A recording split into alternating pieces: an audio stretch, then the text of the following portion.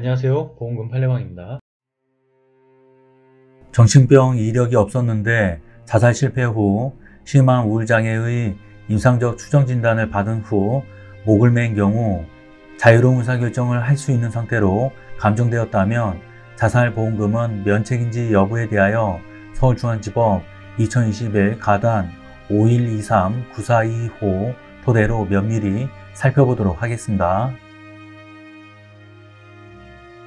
기초사실, 망인은 비생 남자로서 중학교 2학년 재학 중 오토바이 절도 및 폭행 등으로 소년원에 가게 되어 중학교도 졸업하지 못하였고, 성인이 된 후에는 1994년 4월 4일 강간치상 등 죄로 징역 2년, 2000년 3월 24일 강간치상 등 죄로 징역 6년, 2014년 11월 6일 강간미수 등 죄로 징역 2년을 각 선고받아 복역한 후 전자발찌를 부착하고 생활하게 되었습니다.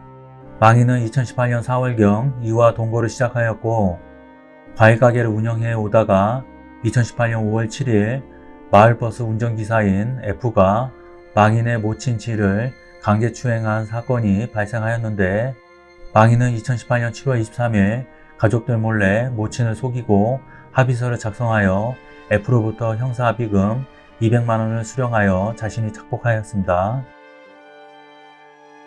망인은 2018년 7월 26일 오전 9시경 서울 성북구 기름역 인근에 차량을 주차한 상태에서 과일 장사 시 사용하는 마이크의 전선으로 목을 매 자살을 시도하였으나 인근 주민에 의해 발견되어 H병원으로 이송되어 치료를 받고 그날 퇴원하였는데, 담당 의사는 망인이 심한 우울장애와 정신착란증을 앓고 있다는 임상적 추정 진단을 하였습니다.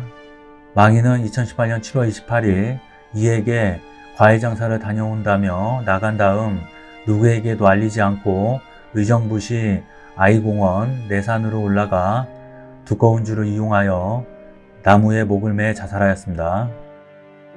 재판부의 판단.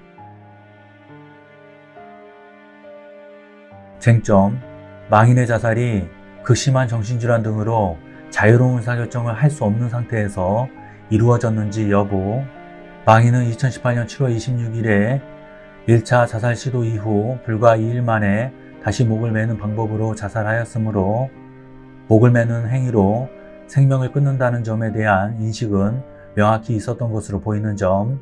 망인은 위 자살 시도 이전에 정신질환으로 치료받은 적이 없고 H병원의 의무기록에도 망인에게 정신병적 증상이 존재하지 않는다고 기재되어 있는 점. 위 1차 자살 시도 및 2일 뒤에 이 사건 사고 모두 정신질환의 영향이 상당하다고 할 수 없고, 자신이 처한 윤리적, 사회적, 법적 비난에 대한 합리적 판단이 손상되지 않은 상태에서 자유로운 의사결정에 따라 이루어진 것으로 보는 것이 타당하다고 진료기록 감정의가 감정의견을 밝히고 있는 점. 아울러 감정의는 H병원이 발행한 진단서에 망인이 심한 우울장애와 정신착란증을 앓고 있다고 기재되어 있는 것은 임상적 추정에 해당하는 것으로서 객관적 자료를 토대로 한 종합적이고 최종적인 평가에 부합하는 것이라고 할 수 없다고 하였습니다. 망인은 성범죄 전과자로 경제적으로 어렵게 살아왔고, 이 사건 사고 직전에 가족들 몰래 모친의 형사합의금 200만원을 챙긴 폐륜적 행위를 하여 죄책감에 스트레스를 겪으며 적응장애를 가지고 있었으나, 이 사건 사고 직전에 주변 사람들과 격렬하게 싸우거나 술에 취해 있었다고 볼 만한 정황이 없는 점 등을 각 인정할 수 있습니다. 위 법리에 비추어 위 인정 사실을 보건대 망인이 죄책감 등으로 심한 스트레스를 겪고 있었고, 그것이 우울증으로 발전하여 망인으로 하여금 자살을 시도하도록 한 주요한 동기가 되었다고 볼 수 있으나, 망인은 자신의 생명을 끊는다는 것을 명확히 인식하고 목을 매어 자살에 이르게 된 것으로 보이고, 망인이 정신질환으로 이 사건 사고 당시 자유로운 의사결정을 할 수 없는 상태까지 이르러 돌발적으로 자살한 것으로 보기는 어려우므로, 이 사건 사고가 과연 우연히 발생한 것인지 의심할 만한 객관적인 정황이 존재한다고 하지 않을 수 없고, 이와 같은 정황이 존재하는 이상 보험금 청구자인 원고로서는 보험사고가 우연히 발생하였다는 점에 관하여 적극적으로 입증할 책임을 부담한다고 볼 것인데, 원고가 제출한 증거들만으로는 망인의 사망 원인이 된 상해가 우연히 발생하였다고 보기에 부족하고 달리 이를 인정할 만한 증거가 없습니다.